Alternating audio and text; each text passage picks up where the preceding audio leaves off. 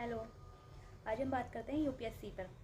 UPSC क्या है? UPSC एक कमीशन है, यानी यूनियन पब्लिक सर्विस कमीशन, जो कई एग्ज़ाम कराती है, जैसे civil services exam, EPFO, CDS, NDA, CAPF assistant commandant, ये सब एग्ज़ाम यूपीएससी कराती है।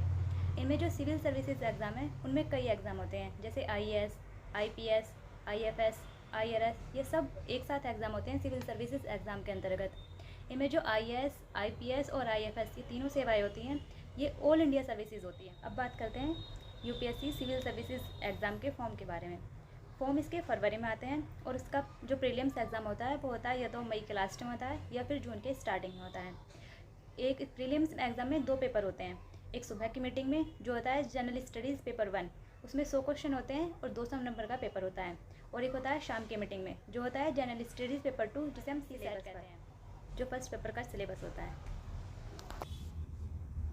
यह आपका फर्स्ट पेपर का सिलेबस, जिसमें यूपीएससी ने दिया है राष्ट्रीय और अंतर्राष्ट्रीय महत्व की समसामयिक घटनाएं, भारत का इतिहास और भारतीय राष्ट्रीय आंदोलन, भारत और विश्व का भूगोल, भारत और विश्व का प्राकृतिक, सामाजिक और आर्थिक भूगोल, भारतीय राज्य व्यवस्था और शासन व्यवस्था, संविधान, राजनीतिक प्रणाली, पंचायती राज, लोक नीति, अधिकार संबंधी मुद्दे आदि, आर्थिक और सामाजिक विकास, सतत विकास, गरीबी, समावेशन, जनसांख्यिकी, सामाजिक क्षेत्र में की गई पहल आदि, पर्यावरणीय, पारिस्थितिकी, जैव विविधता और जलवायु परिवर्तन संबंधी सामान्य मुद्दे, जिनके लिए विषयगत विशेषज्ञता आवश्यक नहीं है, और तीसरा और लास्ट है सामान्य विज्ञान।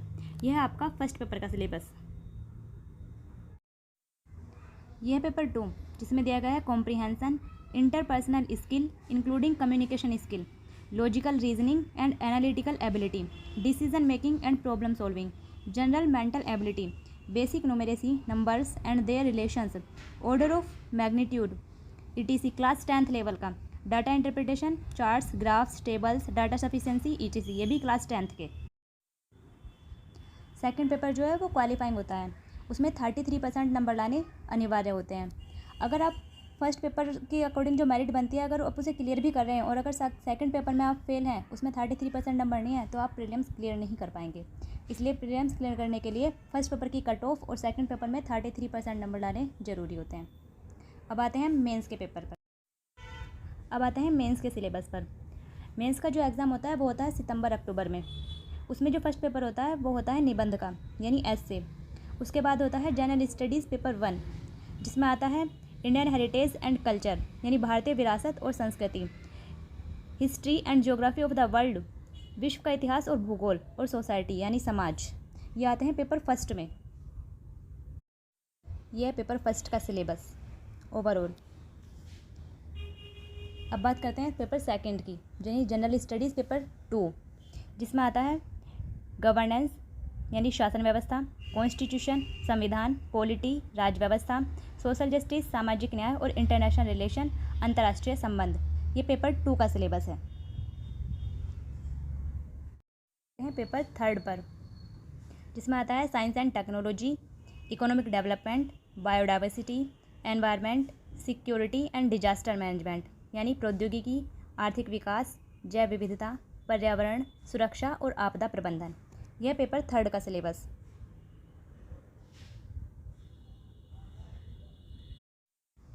और लास्ट है पेपर 4, जिसे कहते हैं जनरल स्टडीज़ पेपर 4, जिसमें आता है ethics, integrity and aptitude.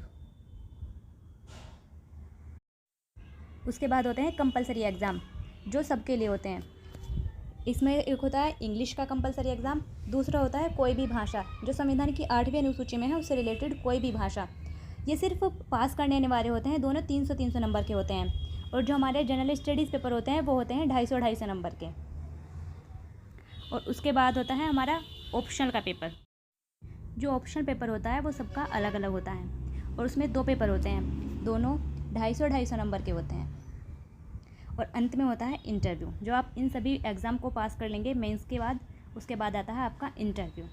Interview होता है लगभग मार्च या फरवरी में, फरवरी-मार्च के आसपास आपका इंटरव्यू होता है।